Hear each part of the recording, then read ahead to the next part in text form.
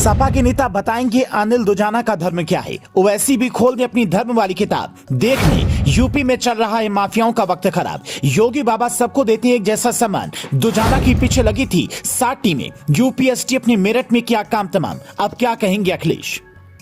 प्रयागराज में पिछले एक महीने में जो कुछ हुआ उस पर पूरे देश में हंगामा हुआ। अखिलेश यादव और उनकी पार्टी के साथ साथ ओवैसी भी बोलते रहे। सांसद के एनकाउंटर को धर्म से जोड़कर दिखाने की कोशिश की गई। असद के एनकाउंटर को धर्म से जोड़कर दिखाने की कोशिश की गई। कहा गया कि योगी एक धर्म के पीछे पड़े हैं। खुद अखिलेश ने कहा माफियाओं में भेदभाव न किया जाए। अब यूपीएसटी अपने गैंगस्टर अनिल दुजाना का काम तमाम किया है तो क्या ये नेता बोलेंगे।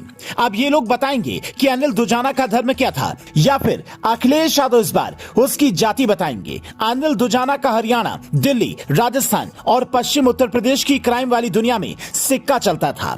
उस पर 60 से ज्यादा आपराधिक केस दर्ज थे। अनिल दुजाना पर यूपी पुलिस ने 75,000 रुपए का इनाम रखा था। दुजाना के खिलाफ नोएडा, गाजियाबाद और मुजफ्फरनगर में सबसे ज्यादा मामले दर्ज थे। दुजाना को दिल्ली पुलिस ढूंढ रही थी, लेकिन वो यूपी एसटीएफ के हत्थे चढ़ गया। 2011 में अनिल दुजाना ने साहिबाबाद में एक शूटआउट किया था जिसमें 3 लोगों की जान गई थी। गौतम बुद्ध नगर के रहने वाले दुजाना की कुख्यात माफिया सुंदर भाटी और उसके गैंग से रंजिश रही है। इस रंजिश में कई हत्याएं हो चुकी हैं। साल 2012 में दुजाना और उसके गैंग ने सुंदर भाटी और उसके करीबियों पर AK-47 राइफल से हमला किया था। ये दोनों गैंग सरकारी ठेकों, सरिया की चोरी और टोल के ठेकों को लेकर अक्सर आमने सामने आते रहे हैं। यही वजह थी कि पुलिस दुजाना को जब पेशी पर लेकर कोर्ट पहुंचती है तो उसे बुलेट प्रूफ जैकेट दी जाती है। इसकी दुश्मनी तब से शुरू हुई जब सुंदर भाटी ने गैंगस्टर नरेश भाटी को निपटा दिया था। अनिल दुजाना नरेश भाटी का शूटर हुआ करता था और कहा जाता था कि दुजाना की चाल और बंदूक की नाल पर कभी शक मत करना।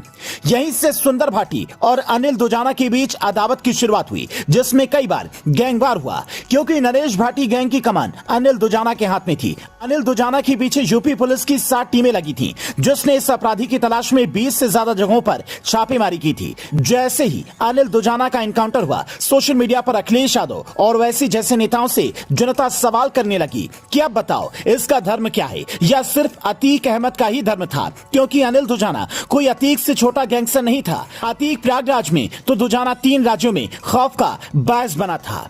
अब लोग कह रहे हैं कि योगी राज में सारे माफियाओं का एक ही इलाज है, सबको बराबर प्रसाद मिल रहा है, किसी के साथ कोई भेदभाव नहीं। गौतम बुद्ध नगर के दुजाना गांव के रहने वाले अनिल दुजाना को भी वही प्रसाद मिला जो अतीक के बेटे असद को मिला था। योगी सरकार के इस कदम से सपा और बसपा दोनों परेशान हैं, क्योंकि यूपी में निकाय चुनाव चल रहे हैं और ये दोनों पार्टियां अल्पसंख्यकों के बीच इस बात पर वोट मांगने की कोशिश कर रही थी कि यूपी सरकार एक धर्म के खिलाफ एनकाउंटर कर रही है। उनकी इस दलील को दुजाना के एनकाउंटर ने साफ कर दिया है और जनता को भी ये बता दिया है कि अपराधी अपराधी होता है, उसकी कोई जाति नहीं, उसका कोई धर्म नहीं। Bureau report, leading Bharat TV.